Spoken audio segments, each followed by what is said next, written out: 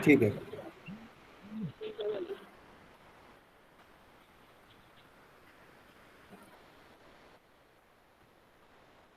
देखिए हमने Fourier transform पढ़ा था, तो जो फोरियर ट्रांसफॉर्म हमारी आई थी, यहाँ पे हमने पीरियोडिक सिग्नल के लिए निकाल लिया था ये चीज। ठीक है, फोरियर ट्रांसफॉर्म हम क्या करते हैं, ट्रांसफॉर्म का मतलब होता है एक डोमेन से दूसरे डोमेन में लेके जाना उसको, फंक्शन को। तो जो फोरियर ट्रांसफॉर्म होगी, हम इसको टाइम डोमेन से कहाँ ले गए, फ्रीक्वेंसी डोमेन में। और इसका फॉर्मूला क्या बना हमारा, ये फॉर्मूला बनता है। तो this is the formula for Fourier transform. पहले भी बता चुका हूँ, यहाँ पे लाप्लास में केवल जे ओमेगा की जगह एस आता है। अगर मैं इसकी जगह एस लिख दूं तो ये लाप्लास ट्रांसफॉर्म बन जाएगी, ई की पावर माइनस एस टी। तो वही फॉर्मूला है।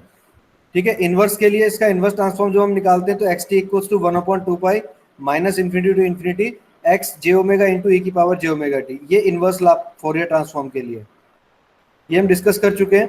थोड़ी प्रॉपर्टीज का देख लेते हैं। लीनियर प्रॉपर्टी है, अगर लीनियर है फंक्शन तो आप अलग अलग करके उनका फोरियर ट्रांसफॉर्म निकाल सकते हो। ठीक है, टाइम शिफ्टिंग प्रॉपर्टी है कि अगर टाइम में शिफ्ट हो रहा है तो यहाँ पे ई की पावर माइनस एस टी की मल्टीप्लाई हो जाती है। ये चीज मैं डिवाइस करा रहा हूँ आपको, जो प्रॉपर्टीज थी बेसिकली।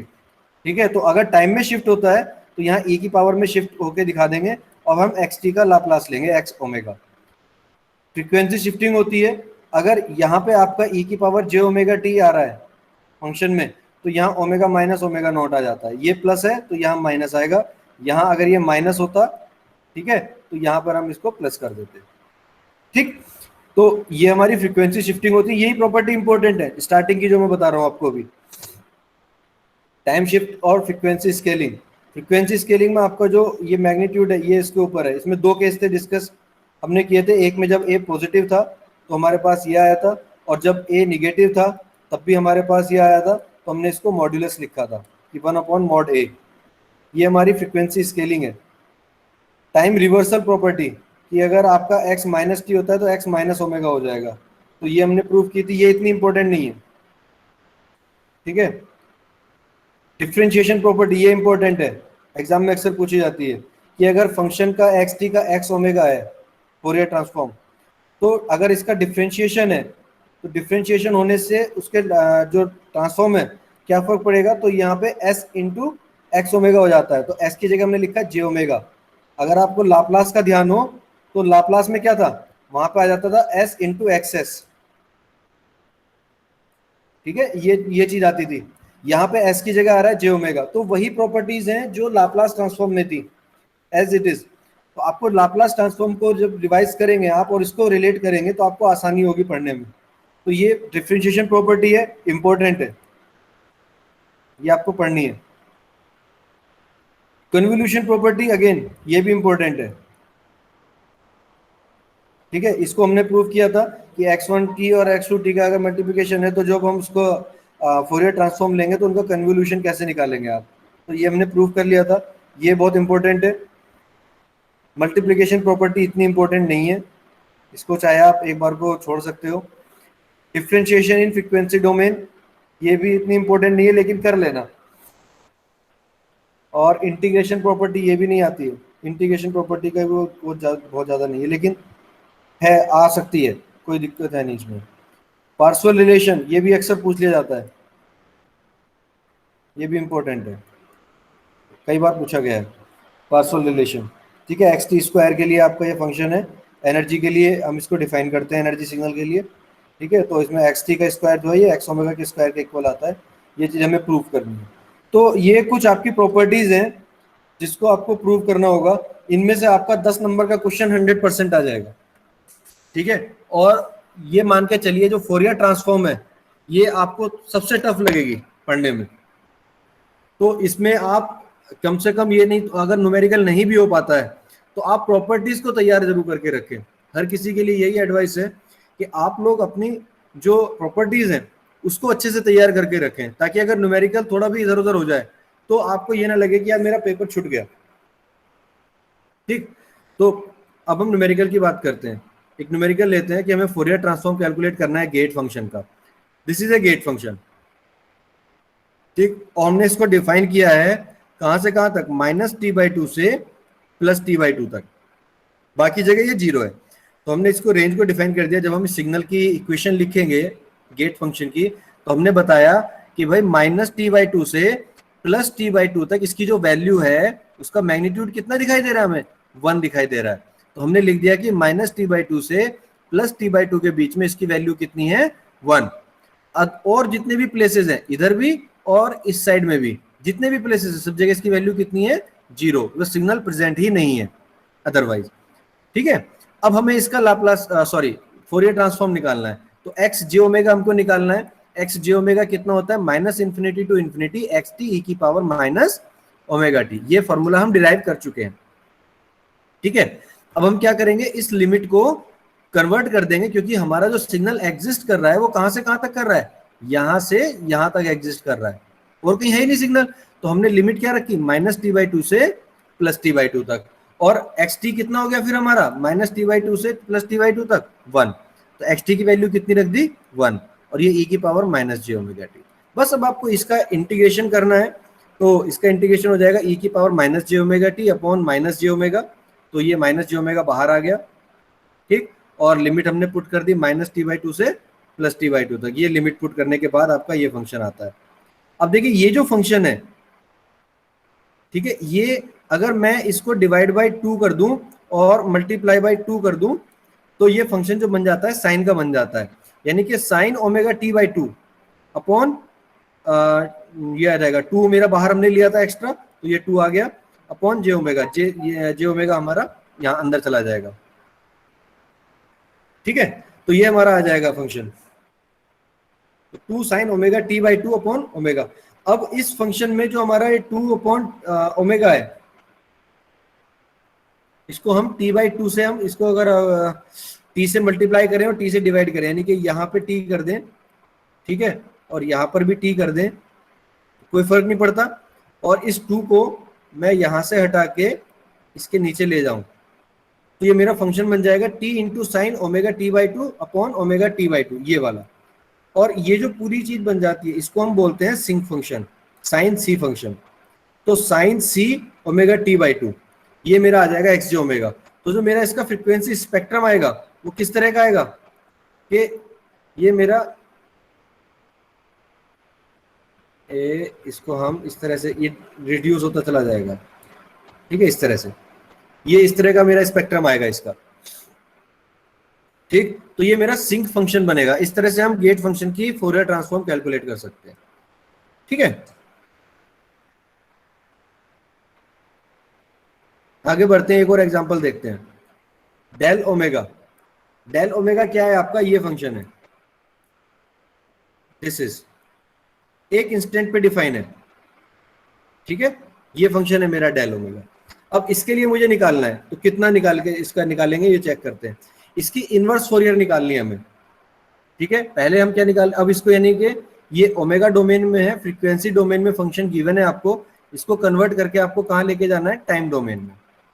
ठीक है, तो टाइम डोमेन में निकालने के लिए हमने क्या किया, एफ एक्स इनवर्स जे ओमेगा, यानी कि आपको एक्स टी मिल जाएगा। तो ये कितना होता है, 1/2 pi -∞ to ∞ x J omega e की power j omega t into d omega. ये हमारी डेफिनेशन है इनवर्स फोरियर ट्रांसफॉर्म की। अब हम एक्स जे ओमेगा की जगह क्या रखेंगे, डेल ओमेगा इंटू ई की पावर जे ओमेगा टी। अब हमें ये पता है कि डेल ओमेगा केवल एक इंस्टेंट पे डिफाइन है, ओमेगा इक्वल्स टू 0 पे। ये जो है ये 0 पे डिफाइन है, बाकी सब जगह कितना है, क्या है इसकी वैल्यू, सब जगह 0 है। तो हमने केवल क्या रखा कि ओमेगा इक्वल टू 0 पे इसकी वैल्यू 1 है, और जब इसकी वैल्यू को 1 रखेंगे तो केवल ये फंक्शन बचेगा। ठीक है, तो e की पावर जे ओमेगा टी, और जब ओमेगा को 0 रख देंगे तो कितना आ जाएगा, e की पावर 0t, या 0 का मतलब होता है 1। तो ये बचेगा केवल हमारे पास 1/2 पाई। यानी कि 1/2 पाई का अगर आप फोरियर ट्रांसफॉर्म लेते हो तो कितना आएगा, डेल ओमेगा, या डेल ओमेगा का इनवर्स लेते हो तो 1/2 पाई आएगा। कोई डाउट है तो बताओ इसमें, किसी को अगर इस चीज में कोई डाउट है तो बताइए।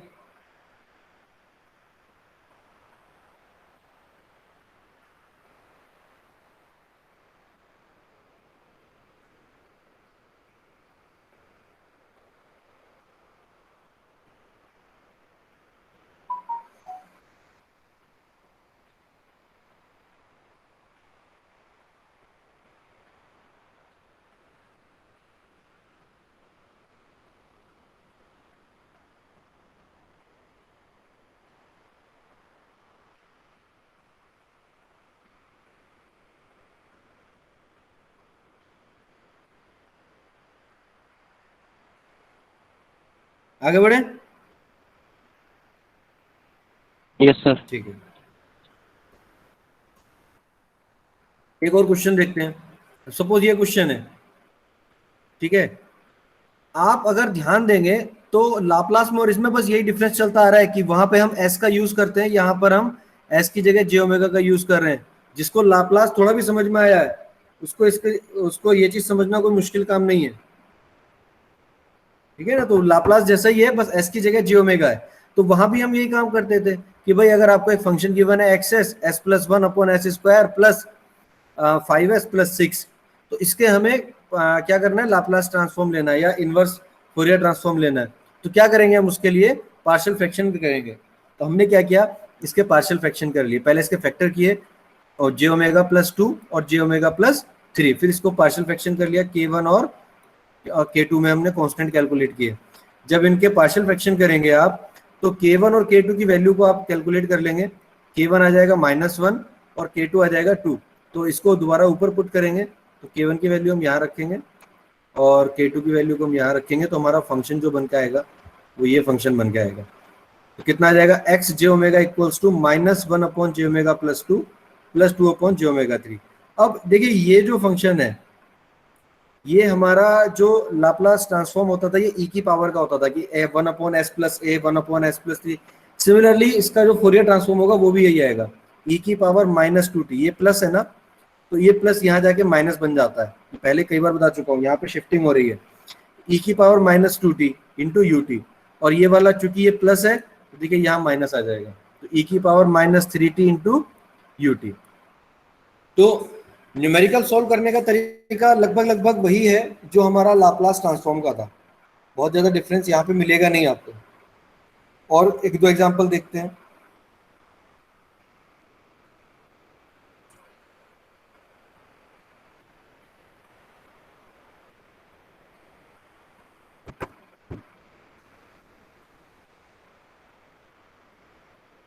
ये देखिए, अब ये सिग्नल है हमारे पास e की पावर -2t-1 ut-1। अब इसको ध्यान से समझिएगा, ये जो फंक्शन है इसमें ut नहीं है, ut-1 है। अगर मैं ut1 की बात करता हूं तो मेरा ut देखिए यहां से स्टार्ट होता है, लेकिन अगर मैं ut-1 की बात कर रहा हूं तो वो मेरा कहां से स्टार्ट होगा, मेरा फंक्शन यहां से स्टार्ट होगा, ये मेरा 1 होगा -1।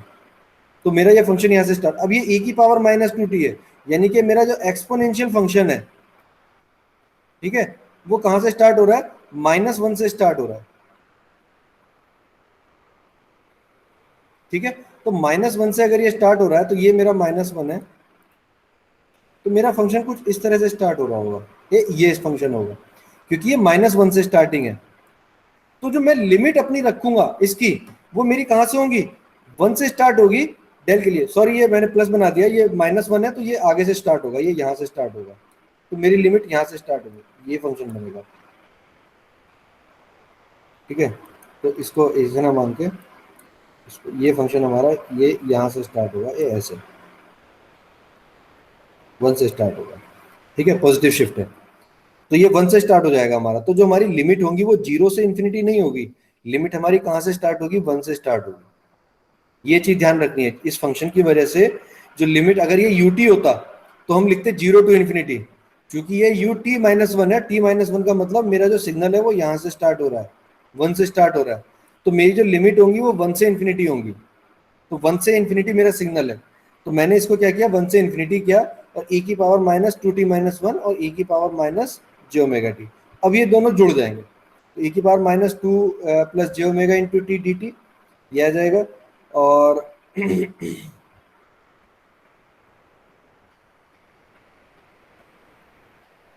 और ये e की पावर -2 मेरा बाहर चला जाएगा, ई स्क्वायर, क्योंकि ये -2t और e की पावर -2 ये कांस्टेंट हो जाएगा, तो इसको हम बाहर रख लेंगे, ठीक है। तो उसको हमने बाहर ही रखा हुआ है।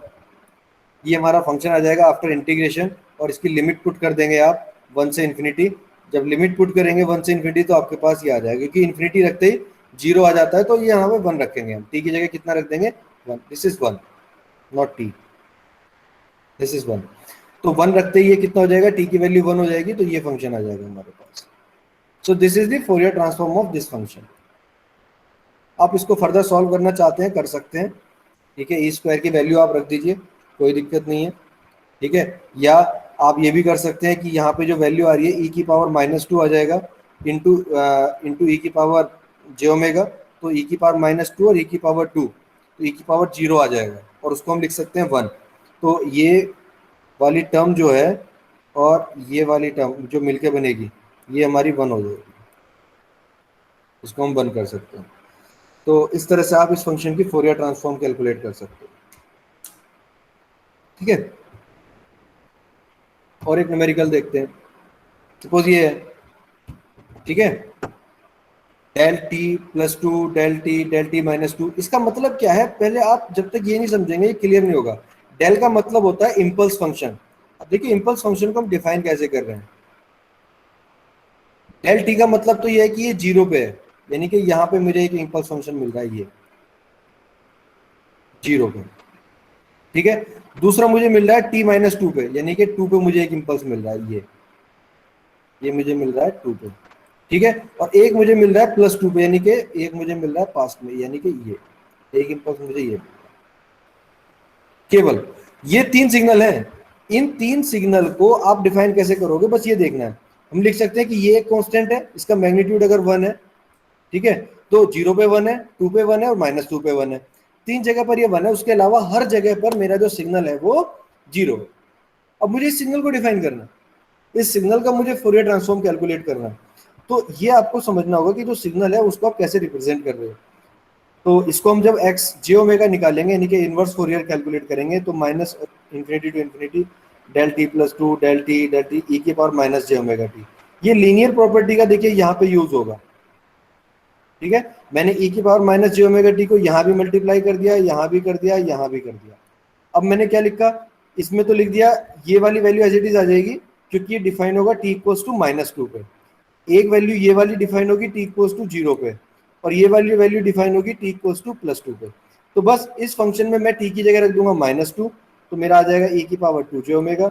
यहाँ पर मैं टी की जगह रख दूंगा 0, तो 0 रखते ही मेरा वैल्यू आ जाएगी 1, और यहाँ मैं रख दूंगा टी की वैल्यू +2, तो आ जाएगा ई की पावर -2 जे ओमेगा, ठीक है। तो ई की पावर 2 जे ओमेगा प्लस ई की पावर -2 जे ओमेगा अपॉन 2 इंटू 2, इसको मैं अगर अलग रख दूं 1 प्लस को, तो इन दोनों को अगर मैं अलग रखूं, डिवाइड बाई 2 कर दूं और मल्टीप्लाई बाई 2 कर दें, तो ये फंक्शन बन जाता है cos 2 ओमेगा, ठीक है। और 2 से मैंने मल्टीप्लाई किया था तो ये वो वैल्यू आ जाएगी।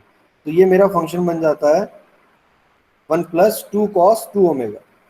अगर आप यहाँ भी छोड़ देते हो तो भी कोई दिक्कत नहीं है, गलत नहीं कहा जाएगा वो। आप अगर यहाँ भी छोड़ देते हो तो भी कोई प्रॉब्लम नहीं, सिंपल है, ठीक है। तो ये आपका न्यूमेरिकल्स हैं, और न्यूमेरिकल पढ़ेंगे अभी, बट बिफोर दैट एक क्विज कर लीजिए आप लोग, ठीक है। मैं क्विज का कोड शेयर कर रहा हूँ आप लोगों को, just wait for a moment.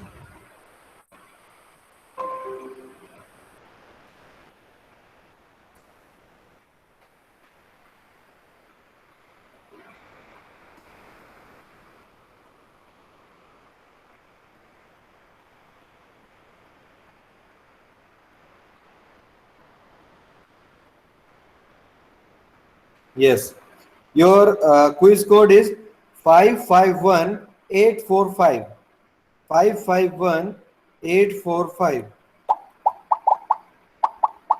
मैंने आपके चैट बॉक्स में भी डाल दिया है। Take your time, take your time और अपना आराम से करिए, कोई दिक्कत नहीं है।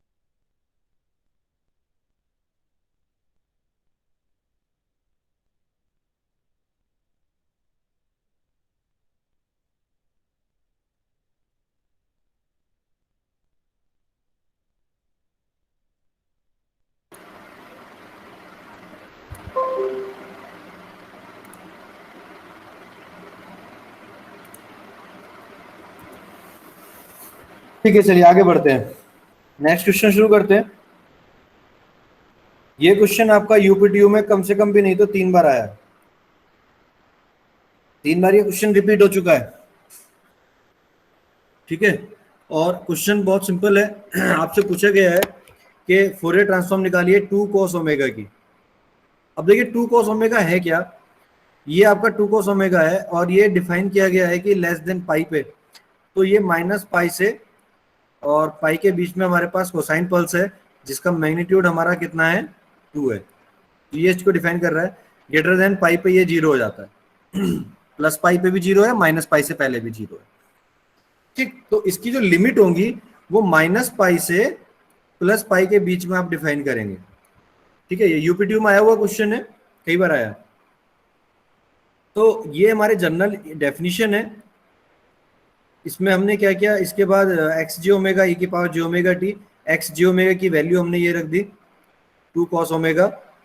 ठीक है, और माइनस पाई से पाई तक डिफाइन कर दिया। अब cos ओमेगा को हम एक्सपोनेंशियल फॉर्म में लिख लेते हैं, ई की पावर जी ओमेगा प्लस ई की पावर माइनस जी ओमेगा अपॉन 2। लेकिन जब अपॉन में 2 लिखेंगे तो यहाँ पहले भी 2 था ये वाला, तो ये 2 और ये 2 कैंसिल हो जाते हैं, तो यही टर्म बचती है केवल ई की पावर जे ओमेगा प्लस ई की power minus J omega into e की पावर जे ओमेगा टी, ये आपका बचता है। अब इसमें लीनियर प्रॉपर्टी का आप यूज करेंगे, फर्स्ट इसमें मल्टीप्लाई करेंगे देन इसमें मल्टीप्लाई करेंगे और 2 फंक्शन बना लेंगे। तो ई की पावर जे ओमेगा में आपने मल्टीप्लाई किया, ये फंक्शन बन गया, इसमें मल्टीप्लाई किया तो ये फंक्शन बन गया। बस फर्क इतना है, यहाँ प्लस आएगा और यहाँ पर माइनस आएगा। ठीक है, मल्टीप्लाई आपको करना है। ठीक, बाकी एज इट इज अभी हम चल रहे हैं। अब आपको केवल एक्सपोनेंशियल जो टर्म है इसको डिफरेंशिएट करना है और लिमिट पुट करनी है। सो आगे हम क्या करेंगे, हमने ये किया, इसको इंटीग्रेट किया, ये इंटीग्रेशन आया और इसमें लिमिट पुट की माइनस पाई से पाई, और इसको इंटीग्रेट किया माइनस पाई से पाई तक इंटीग्रेट किया। ठीक है, तो इसमें जब हमने लिमिट्स पुट की तो ये लिमिट आ जाएंगी हमारी। ठीक है, ये फंक्शन बन जाएगा, इसको सॉल्व कर लेंगे, ये फंक्शन बनेगा हमारा जे साइन पाई, इसमें साइन पाई को कॉमन ले लिया तो ये आपका टी प्लस 1, ठीक है, upon pi T plus 1, pi T minus 1, pi T minus 1। ठीक है, तो ये हमारा जो फंक्शन बनेगा ये साइन सी फंक्शन बन जाएगा पूरा, और ये भी साइन सी फंक्शन बन जाएगा। ठीक है, क्योंकि अपॉन में सेम चीज आ रही है बिल्कुल, जो ये है sine theta upon theta is और साइन सी थीटा, तो ये साइन सी फंक्शन बन जाएगा आपका। ठीक है, तो ये आपका कम से कम भी नहीं तो 2-3 बार आया हुआ क्वेश्चन है और ज्यादा मुश्किल क्वेश्चन नहीं है, बट आपके साथ में कॉन्स्टेंट ये है कि आपको इनको प्रैक्टिस करना पड़ेगा। जब तक आप अपने हाथ से क्वेश्चंस नहीं करेंगे, आप करने में आपको प्रॉब्लम आएगी। आप देख के इनको नहीं समझ सकते हमेशा। ये सब्जेक्ट ऐसा नहीं है कि आप देखें और रीडिंग करें और समझ में आ जाए, आपको इसके लिए पढ़ना पड़ेगा घर पे, आपको न्यूमेरिकल्स अपने हाथ से करने पड़ेंगे बेटा। तो ये चीज ध्यान रखिए कि प्रैक्टिस करो आप। ये सब्जेक्ट आपको सबसे टफ पढ़ने वाला है, आपको थर्ड सेम में, आपका जो सेमेस्टर चल रहा है अभी, ये मान के चलो आप, पूरा न्यूमेरिकल सब्जेक्ट है, पूरी मैथमेटिक्स है, तो it's not going to be very easy, आपको पढ़ना पड़ेगा। ठीक है, तो और कुछ न्यूमेरिकल देखते हैं। एक न्यूमेरिकल ये है ई की पावर माइनस 80, लेकिन टी जो है वो मॉड में है, यानी कि ये प्लस में भी है और माइनस में भी है।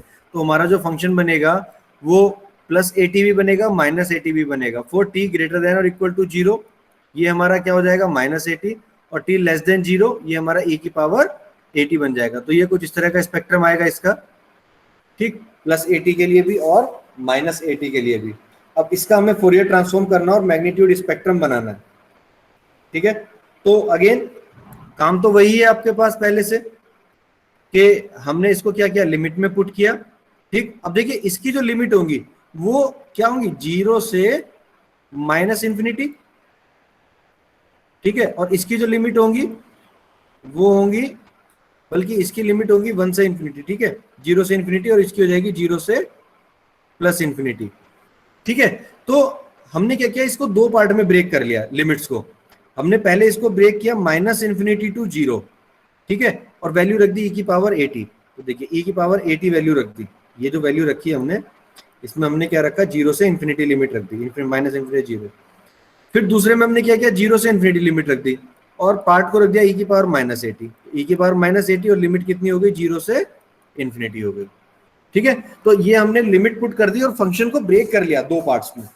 दो पार्ट्स में अब इसको सॉल्व करेंगे। यही प्रॉपर्टी होती है लीनियर प्रॉपर्टी, जिसकी मैं बार बार जिक्र कर रहा हूं। मैं इसलिए जिक्र कर रहा हूं क्योंकि आपको यह समझ में आना चाहिए कि लीनियर प्रॉपर्टी कैसे यूज की जा रही है। दो फंक्शन थे, हमने दोनों को अलग अलग यूज कर लिया। अब ये हमारे पास फंक्शन आ गया। जब हमने इसके साथ में ऐड कर लिया, मल्टीप्लाई किया, तो e की पावर 80 और e की पावर माइनस जे ओमेगा बन गया e की power minus J omega. e की पावर -80 माइनस जे ओमेगा बन गया माइनस ए प्लस जे ओमेगा। ये टर्म आ जाएगी इसके साथ मल्टीप्लाई करने पे। ठीक है, तो ये फंक्शन हमने एज इट इज लिख दिया।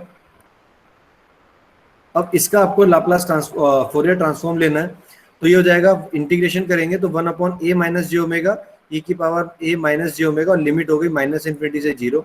सिमिलरली इसके लिए ले लिया -1 upon a plus J omega e की पावर माइनस ए और 0 टू इन्फिनिटी। ठीक, अब जब इसमें लिमिट पुट करेंगे, आप t की लिमिट पुट करेंगे तो कितना हो जाएगा, जब आप इन्फिनिटी रखेंगे तो ये फंक्शन तो 0 हो जाएगा।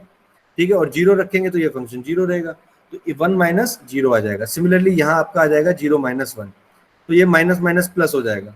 तो यहाँ जब आपको इसको सॉल्व करेंगे तो आ जाएगा 2a अपॉन ए स्क्वायर प्लस ओमेगा स्क्वायर। ये आता है आपका मॉड ऑफ टी का, e की power mod A mod T का। ध्यान रखना, ये आइडेंटिटी भी है, डायरेक्टली भी यूज करनी पड़ सकती है आपको। ठीक है, अब इसका अगर आप मैग्नीट्यूड स्पेक्ट्रम खींचना चाहेंगे तो मैग्नीट्यूड स्पेक्ट्रम भी आप खींच सकते हैं। ये इस शेप में आएगा। ठीक है, माइनस ए से ए के बीच में आ जाएगा जो आपकी वैल्यू है, और इसका जो फंक्शन आएगा 1 अपॉन ए 2 अपॉन ए, आपका इसका मैग्नीट्यूड स्पेक्ट्रम बनाया जा सकता है इसका। ठीक है, तो ये एक आइडेंटिटी भी है जिसका आप यूज करते हो, इसको ध्यान रखना।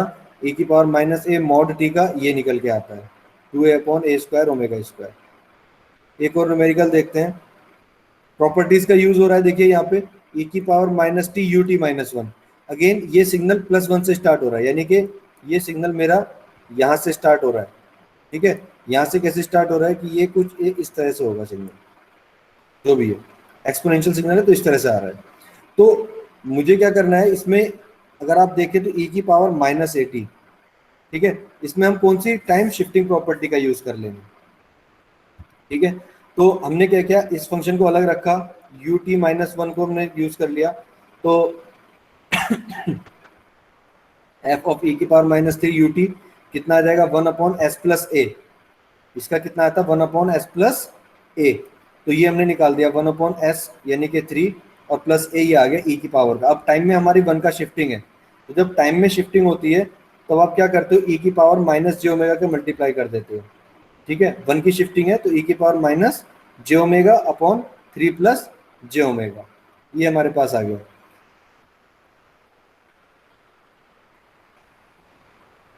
ठीक है, तो यही आंसर है फाइनल यहाँ पे। लेकिन ये निकल के आएगा टाइम में यहाँ भी शिफ्टिंग होगी। देखिए जब हमने t-1 किया तो यहाँ भी t-1 करना पड़ा। ठीक है, अब जब t-1 किया आपने तो यहाँ से हमने क्या किया, e की पावर -3t और e की पावर 3 को अलग ले लिया। अब ये e की पावर 3 नीचे चला जाएगा। ठीक है, तो e की पावर 3 जब नीचे आएगा तो फंक्शन हमारा ये बनेगा, तो ये हमारा फाइनल ट्रांसफॉर्म होगा। इसमें हमने कौन सी प्रॉपर्टी यूज की, टाइम शिफ्टिंग प्रॉपर्टी। इसका ध्यान रखना किस तरह से प्रॉपर्टी का यूज किया जा रहा है। एक और फंक्शन देखिए, इसमें डिफरेंशिएशन प्रॉपर्टी का यूज हुआ है। आपने क्या लिया है कि xt लिया है t इंटू ई की पावर -2t ut।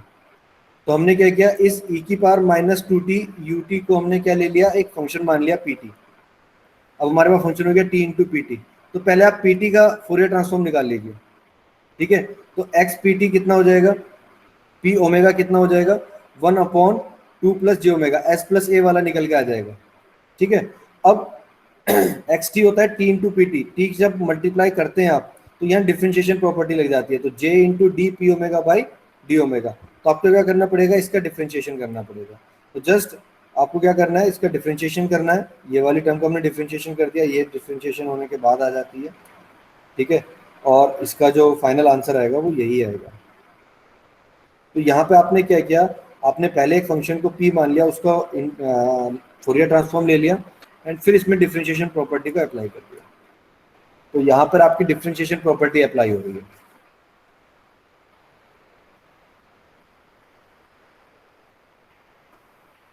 एक और देखिए क्वेश्चन, यहाँ पे हम डिफरेंशियल इक्वेशन का यूज कर रहे हैं।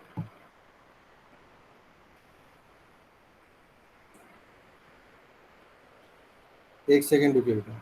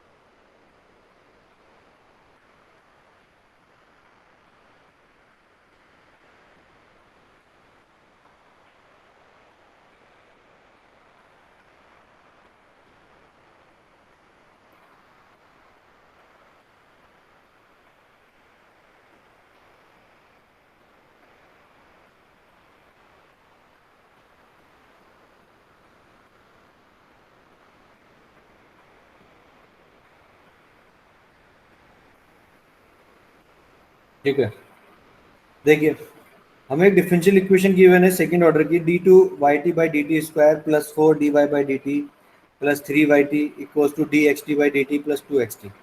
इसका आपको इम्पल्स रेस्पॉन्स निकालना है। इम्पल्स रेस्पॉन्स होता है आउटपुट अपॉन इनपुट, यानी कि H J omega. H J omega आपको अगर निकालना है तो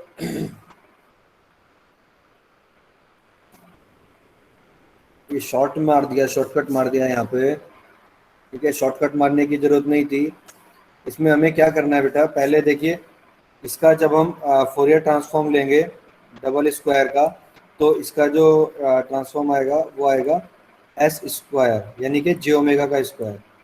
जे ओमेगा की टर्म में लिख देता हूँ, या एस का स्क्वायर लिख देता हूँ, बड़ा मुश्किल है लिखना इस पर। एस स्क्वायर इसका आ जाएगा, इसका आ जाएगा एस स्क्वायर प्लस 4s। ठीक है, इसका आ जाएगा प्लस 3। ठीक है, और ये इन सब के बाहर क्योंकि ये y के फंक्शन में है तो आ जाएगा y s, s की जगह जो ओमेगा रख लेंगे। सिमिलरली जब इक्वल करेंगे इसको तो D X T by D T, यानी कि ये आ जाएगा s इंटू एक्सेस, ठीक है, प्लस 2। ठीक, अब यहां से इंटू एक्सेस, तो वाई एस अपॉन एक्स आपका जो होता है वो इम्पल्स रेस्पॉन्स होता है।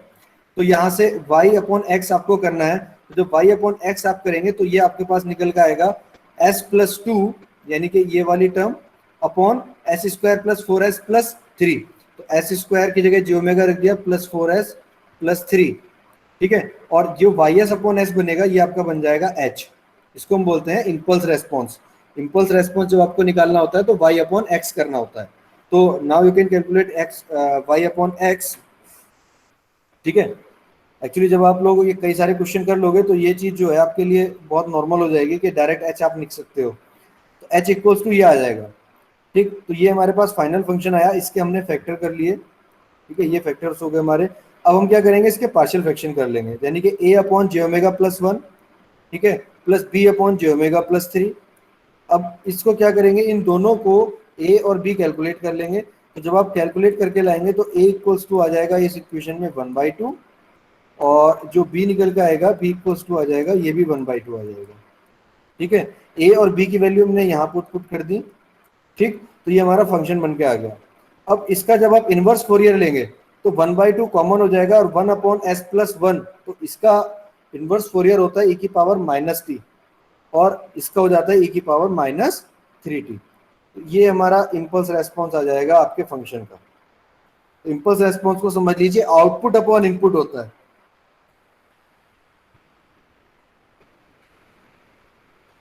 ठीक है, तो ये हुई आपके डिफरेंशियल इक्वेशन को आप कैसे सॉल्व करोगे। एक लास्ट क्वेश्चन और देख लेते हैं आज का। काफी न्यूमेरिकल डिस्कस कर लिया हमने। एक मिनट रुकिए।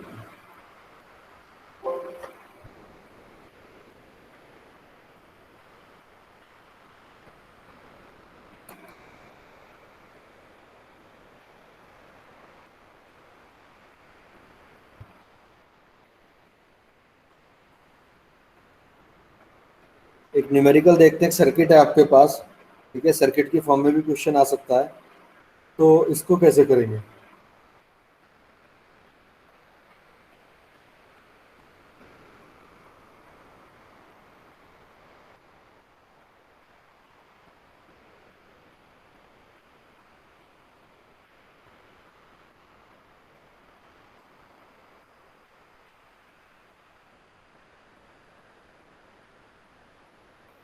ठीक, तो देखिए क्या है कि आपको एक कैपेसिटर दिया हुआ है 1/4 फैरेड का, एक रेजिस्टेंस है, आउटपुट वोल्टेज आपसे पूछा जा रहा है, और आपको गिवन है कि ये जो करंट है आई इक्वल्स टू 2 e⁻ है।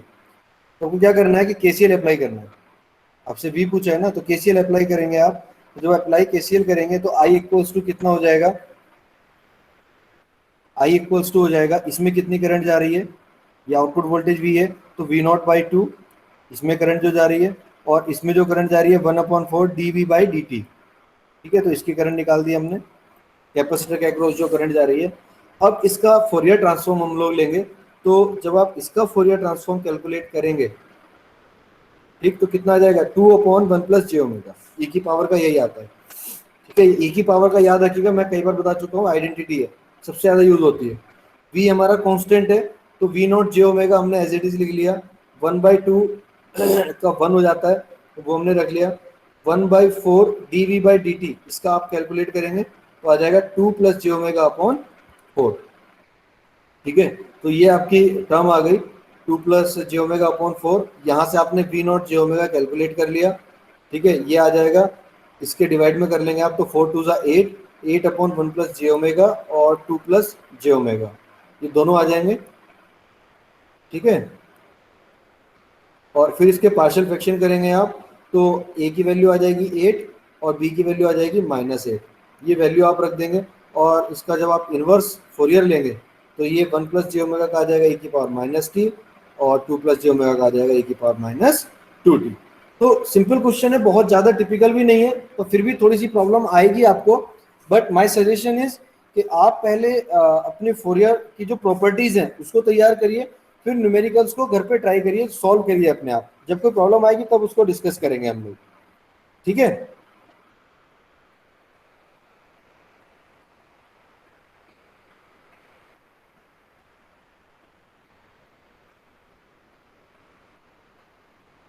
नेक्स्ट लेक्चर से हम लोग डिस्कस करेंगे वो क्या बोलते हैं, जेड ट्रांसफॉर्म। ठीक है, जो नई यूनिट है आपकी, इस यूनिट में इतना ही है। न्यूमेरिकल तो कितने भी कर लो वो कम है। ठीक है, सफिशिएंट न्यूमेरिकल आज हमारे हो गए, 7 8 न्यूमेरिकल हमने कर लिए, देख लिए। बाकी जो मेन है वो प्रॉपर्टीज आप तैयार करिए इसकी, और आज आपको असाइनमेंट भी मिल जाएगा। कुछ लोगों ने पुराने असाइनमेंट सबमिट नहीं किए हैं, अगर वो चाहें तो कर सकते हैं असाइनमेंट सबमिट। मैं फिर बता रहा हूँ कि फाइनल जो इवेल्युएशन होगा आपका बेस्ड ऑन असाइनमेंट और योर क्लास टेस्ट, उनके बेसिस पे होगा। तो आप लोग ध्यान रखें कि असाइनमेंट्स प्रॉपरली सबमिट करते रहें, अपने क्लास टेस्ट देते रहें, अदरवाइज बाद में प्रॉब्लम होगी आप लोगों को भी। ठीक है, अब किसी को कोई डाउट है तो बताइए, नहीं तो फिर हम आज की क्लास को एंड करते हैं।